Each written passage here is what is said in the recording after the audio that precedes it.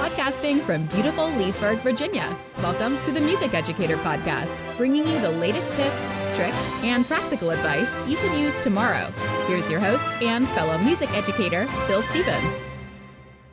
Hello, and welcome once again to the Music Educator Podcast.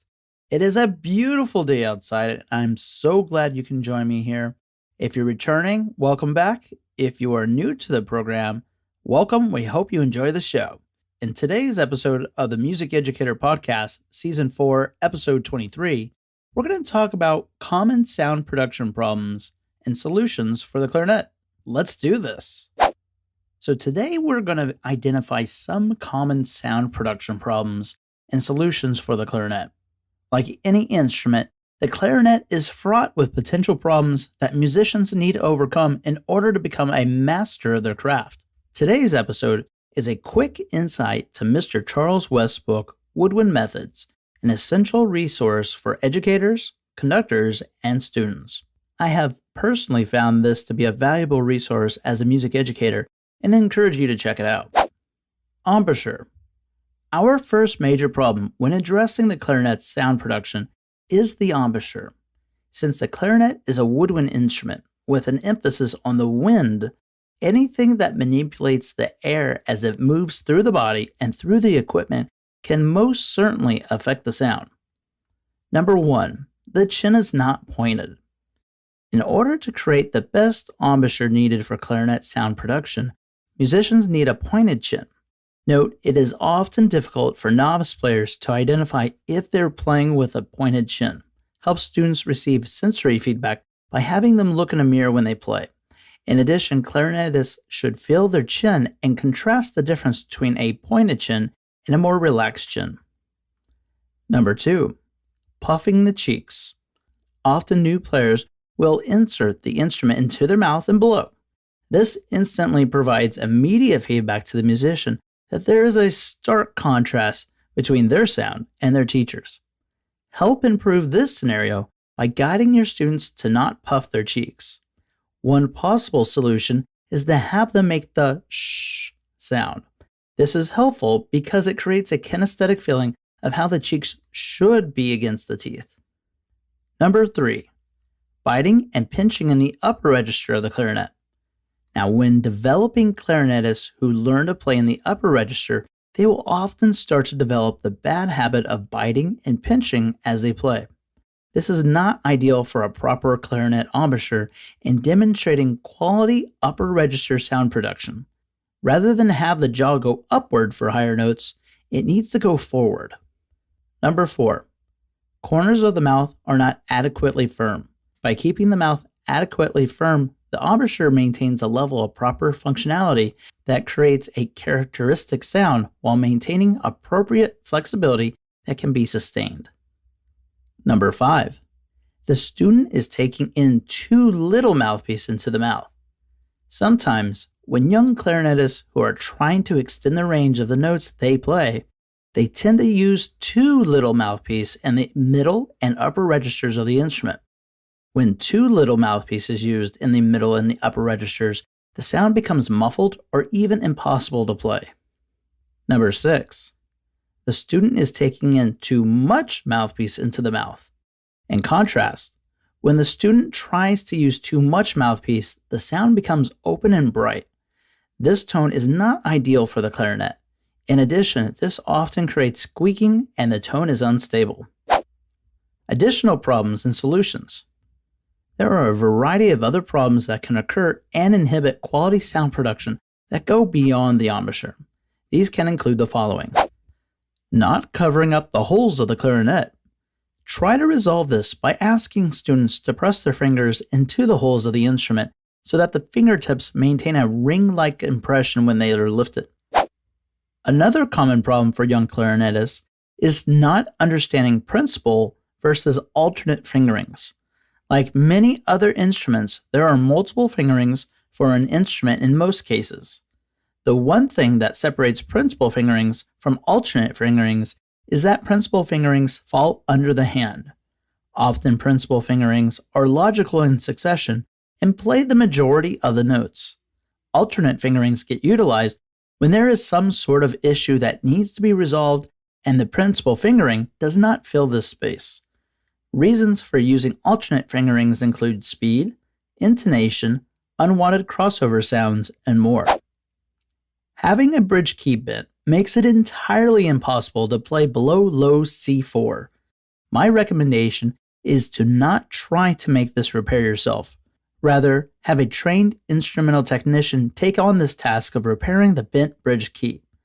Those that try to repair their equipment without adequate training may find a broken bridge key that is unrepairable and must have it replaced and have additional adjustments made to the instrument. Having a bad mouthpiece. Having a poor mouthpiece is often the result of the injection of plastic that is used to create the beginner mouthpiece.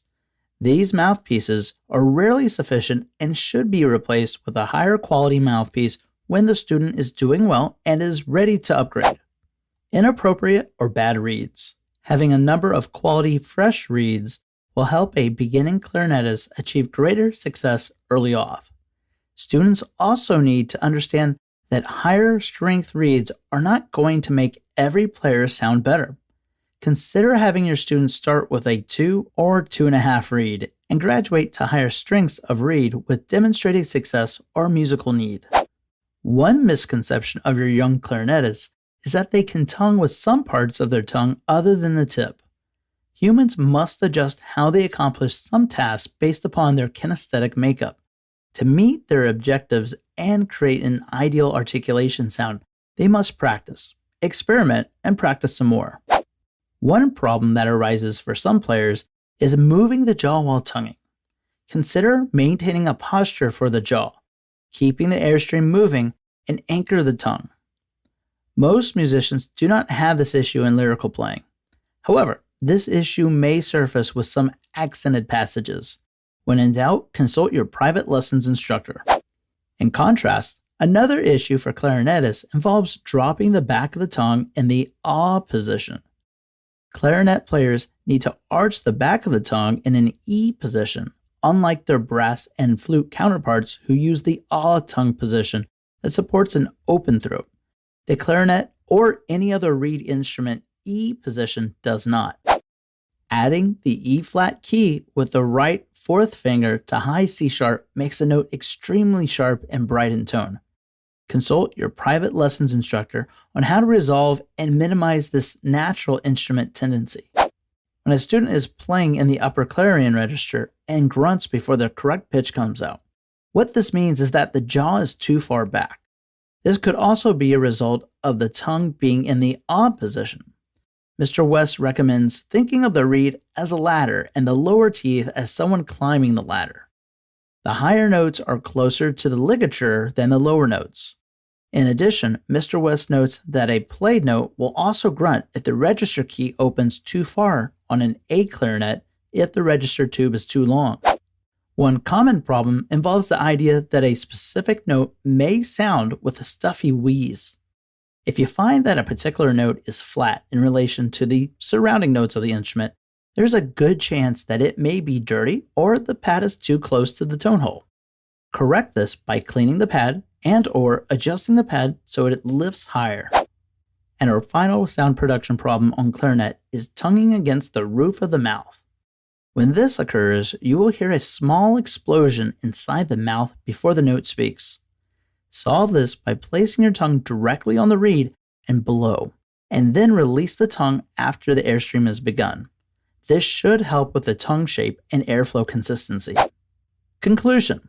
In conclusion, the clarinet is a beautiful instrument that is complex in nature. By learning about the problems and solutions that Mr. Charles West's book presented here, any serious clarinetist can find aesthetic pleasure in performing with high confidence. Again, please add this book, Woodwind Methods, an essential resource for educators, conductors, and students, to your library of must-have music educator resources. That is all the time we have for today. I want to thank you again for joining me for another episode of the Music Educator Podcast. It is a true pleasure to share this craft with lovers of music and educators just like you. If you found value in today's episode, please feel free to leave a review and rate us on the Music Educator podcast app, Apple Podcasts, or any other podcast aggregator. Also, please consider supporting the show by becoming an official Music Educator podcast member or advertise with us on the podcast. Information for this can be found in the show notes. Thank you again for joining us today, and I hope you join us next time. Have a great week, everyone. Thank you for listening to the Music Educator podcast. For the latest tips, tricks, and practical advice you can use tomorrow. You can subscribe to our podcast on every podcast aggregator or download the Music Educator app for free in the Apple or Google Play app stores. Furthermore, visit our blog at www.bandbuzz.org for additional music education resources. We will see you on the next episode of the Music Educator podcast. And remember, music can change the world. Hey, everybody. This is Bill Stevens from the Music Educator podcast. See this episode's show notes for a unique promo code from the Music Educator podcast to get up to 2 months of free podcasting service with Libsyn. Get your show on Apple Podcasts and Spotify, get critical audience building stats, and all the support you need to sound your best. They can even do video. Bring your podcast to life and have your voice heard here, there, and everywhere with Libsyn. Again, see the show notes for our unique Libsyn promo code and get podcasting.